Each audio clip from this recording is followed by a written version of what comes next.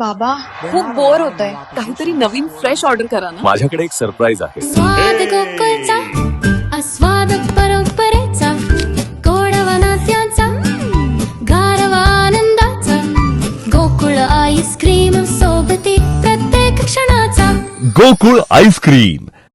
अखेर सिंधुदुर्ग जिल्हा परिषदेच्या अध्यक्ष उपाध्यक्ष पदाचा सस्पेन्स संपलाय. सिंधुदुर्ग जिल्हा परिषदेचे नवे अध्यक्ष प्रमोद कामत आणि उपाध्यक्ष दादा साईल असतील हे स्पष्ट झालंय. सिंधुदुर्ग जिल्हा परिषदेवर तब्बल 4 वर्षानंतर 4 वर्षाच्या प्रशासकीय कारकिर्दीनंतर आता प्रत्यक्ष लोकनियुक्त प्रशासन या ठिकाणी येत आहे. आज जिल्हा परिषदेचे अध्यक्ष आणि उपाध्यक्ष अशी दोघांची निवड आहे आणि यासाठी आज जर जिल्हा परिषद पाहिली तर आज जिल्हा परिषद पूर्णपणे सजलेली आहे. या ठिकाणी प्रचंड गर्दीही झालेली आहे कार्यकर्त्यांची. आज सकाळी 11 वाजल्यापासून ते 1 वाजेपर्यंत हा कालावधी जो आहे हा कालावधी अध्यक्षपद तसेच उपाध्यक्ष या पदांसाठी नामनिर्देशन दाखल करण्यासाठीचा हा कालावधी आहे.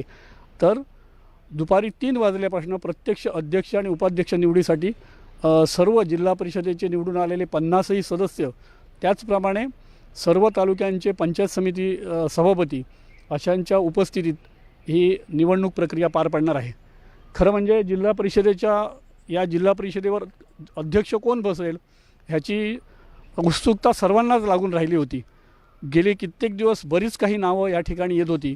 मात्र अशा सर्व नावांना फाटा देत आज खासदार नारायण राणे, त्याचप्रमाणे जिल्ह्याचे पालकमंत्री नितेश राणे, त्याचप्रमाणे सिंधुदुर्गचे सुपुत्र आणि भारतीय जनता पक्षाचे प्रदेशाध्यक्ष रवींद्रजी चव्हाण या सर्वांनी मिळून या नेतेमंडळींनी मिळून एक लकोटा पाठवला आणि तो थोड्याच वेळापूर्वी लकोटा खुला झाला आहे. आणि लकोट्यामधून जी नावं आलेली आहेत त्याच्यामध्ये प्रमोद कामत जे बांधा मतदारसंघातनं बिनविरोध निवडून आले. ह्यावेळी ज्या निवडणुका जिल्हा परिषद आणि पंचायत समितीच्या निवडणुका झाल्या यामध्ये भारतीय जनता पक्ष आणि शिंदे शिवसेना यांनी युती केली आणि या युतीच्या माध्यमातून ह्या सर्व जागा लढल्या गेल्या. आणि या जागा लढत असतानाच पहिला जो निकाल जाहीर झाला, पहिला निकाल जो आला, जाहीर म्हणण्यापेक्षा निकाल जो आला तो निकाल म्हणजे असा होता की बांधा मतदारसंघातनं प्रमोद कामत हे बिनविरोध झाले होते. त्यांच्या विरोधात असलेले सर्व अर्ज मागे आले आणि प्रमोद कामत हे बिनविरोध झाले होते. आणि प्रमोद कामत बिनविरोध झाल्यानंतर आता त्यांची वर्णी जिल्हा परिषदेचे अध्यक्ष म्हणून लागलेली आहे.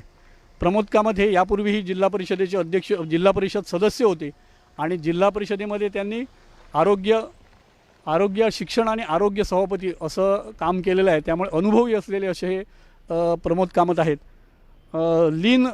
सर्वांसमोर लीनता असलेले, प्रामाणिक असलेला असा हा कार्यकर्ता आहे जो कार्यकर्त्याला आता या सर्व नेतेमंडळींनी या जिल्हा परिषदेचं अध्यक्षपद दिलेलं आहे. आणि त्याचबरोबर उपाध्यक्ष हे जे आहे ते युतीमध्ये ठरल्याप्रमाणे उपाध्यक्षपद हे शिंदे शिवसेनेला असल्यामुळे शिंदे शिवसेनेचंही नेता निश्चित झालेला आहे.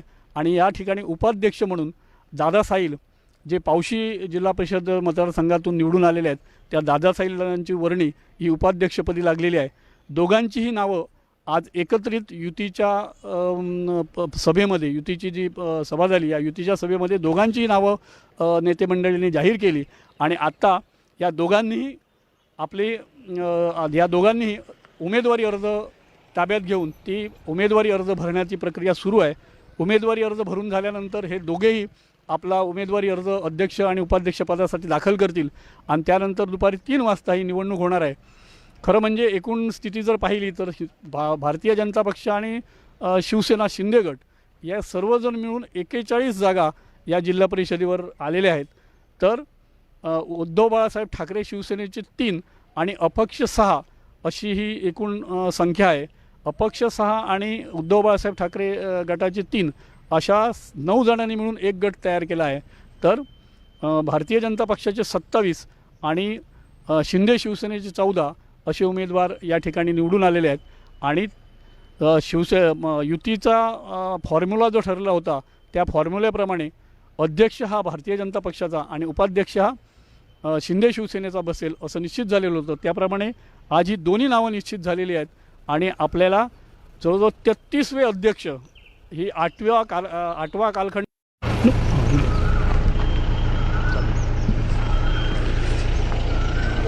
सिंधुदुर्ग जिल्हा हा रत्नागिरी जिल्ह्यातनं वेगळा झाल्यानंतर आत्तापर्यंत ही 8वी सत्ता आहे आणि 8व्या वेळी जिल्हा परिषद या ठिकाणी प्रत्यक्षात येत आहे. आपल्याला सगळ्यांना माहीत आहे की गेली जवळजवळ 4 वर्ष म्हणजे जवळजवळ 3 वर्ष आणि जवळजवळ 11 महिने एवढा कालावधी हा पूर्णपणे प्रशासकीय राजवटीचा होता आणि आता प्रत्यक्ष लोकनियुक्त प्रतिनिधी हा कार्यभार सांभाळणार आहेत. त्यामुळे पुन्हा या जिल्हा परिषदेमध्ये जी थोडीशी अवकळा म्हटली तरी चालेल की कार्यकर्ते इथे येणं किंवा लोकांची कामं होणं हेही थोडंसं अडकून पडलेलं होतं. मात्र आता लोकनियुक्त लोकनियुक्त पदाधिकारी इथे आले असल्यामुळे आता लोकांची कामं होतील आणि ह्या जिल्हा परिषदेमध्ये पुन्हा एकदा लोकांची वर्दळ दिसून येईल हे निश्चित.